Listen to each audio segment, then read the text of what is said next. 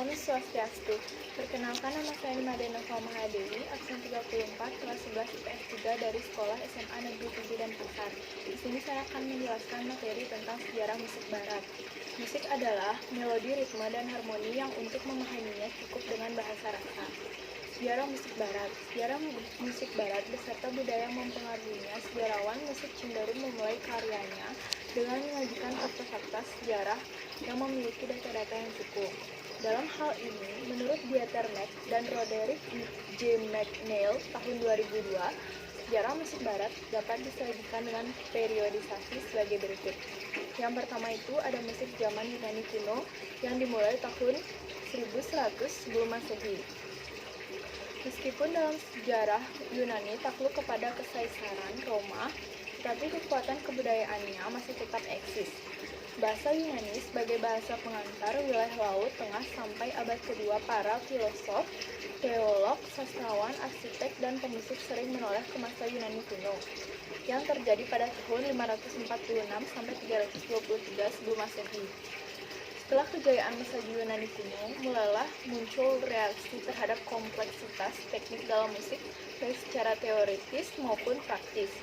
Contoh notasi musik zaman Yunani kuno memang tidak banyak, namun ada yang masih hingga saat ini. Yang pertama itu ada dua lagu pujian kepada Apollo yang terjadi sekitar tahun 150 sebelum Masehi. Yang kedua itu ada acara minum sekitar tahun 150 sebelum Masehi, dan yang terakhir itu ada tiga lagu Mesomet Kreta sekitar abad kedua. Yunani kuno umumnya memiliki sifat. Yang pertama itu ada monotonis atau satu suara, yang kedua itu ada improvisasi, dan yang terakhir itu ada melodi dan irama. Tokoh-tokoh seni musik yang dikenal zaman Yunani kuno adalah Plato yang terjadi pada tahun 427 sampai 247 sebelum Masehi. Yang kedua itu ada Aristoteles yang terjadi pada tahun 384 sampai 322 sebelum Masehi, dan yang terakhir itu ada Aristophanes yang terjadi pada tahun 350 sampai 300 sebelum Masehi. Terus yang kedua itu ada musik zaman Romawi yang terjadi pada tahun 753 sebelum Masehi. Alat musik yang lahir pada zaman Romawi yaitu yang pertama itu ada logam seperti trompet dan horn. Yang kedua itu ada organ hidrolis dengan papan tulis yang memanfaatkan tekanan air sebagai peniupnya.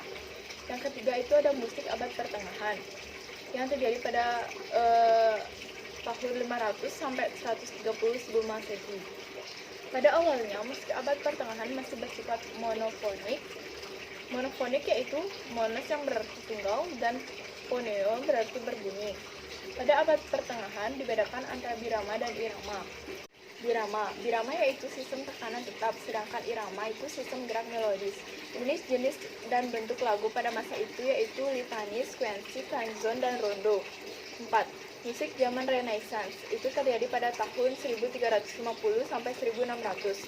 Tahap awal perkembangan gerakan Renaissance dalam kesenian dan kesusastraan berasal di Italia, kemudian menyebar ke Eropa Utara. Perkembangan baru dalam musik selama masa Renaissance adalah perkembangan musik instrumental, baik solo maupun ensemble. Musik mulai berfungsi sebagai bunyi sempurna dengan suatu arti tersendiri. Alat musik terkenal dan berkembang pada zaman Renaissance yaitu gesek, tiup atau kayu, tiup atau logam, petik, dan keyboard. Yang kelima itu ada musik zaman barok yang terjadi pada tahun 1600 sampai 1750. Istilah barok diambil dari bahasa Portugis baroko yang berarti mutiara. Awalnya gaya musik zaman barok dikritik musik yang harmoninya kurang jelas, namun karena perkembangan dasar estetika yang baru, gaya musik barok dinilai secara positif. Pada masa barok, mulai diperkenalkan sistem tangga nada, mayor, dan minor. Bentuk sajian musik itu lagu instrumentalia dengan jenis opera atau suita, permainan instrumentalia atau sonata. Musik yang bersifat agung itu ada cantata, dan musik orkes permainan solo itu concerto.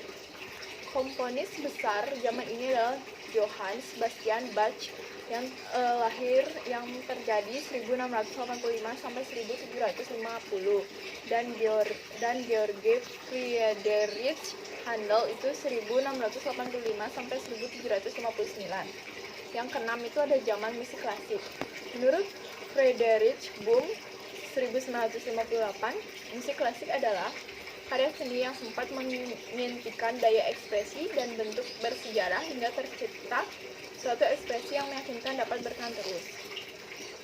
Komponis-komponis penting di zaman klasik ini diantaranya John Stammich 1717 sampai 1757, Franz Joseph Haydn 1732 sampai 1809,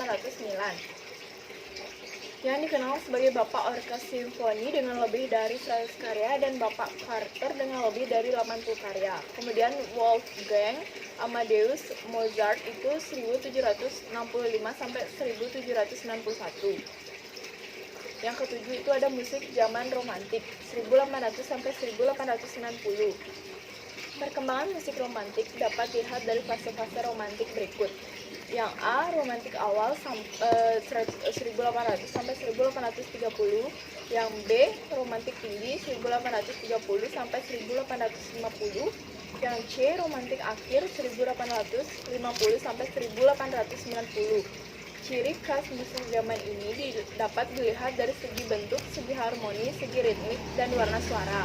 Ke-8 itu ada musik zaman peralihan 1890 sampai awal abad 20. Komponis zaman peralihan diantaranya adalah César Auguste Franck, yaitu 1822 sampai 1860. Gustav Mahler itu 1860 sampai 1911.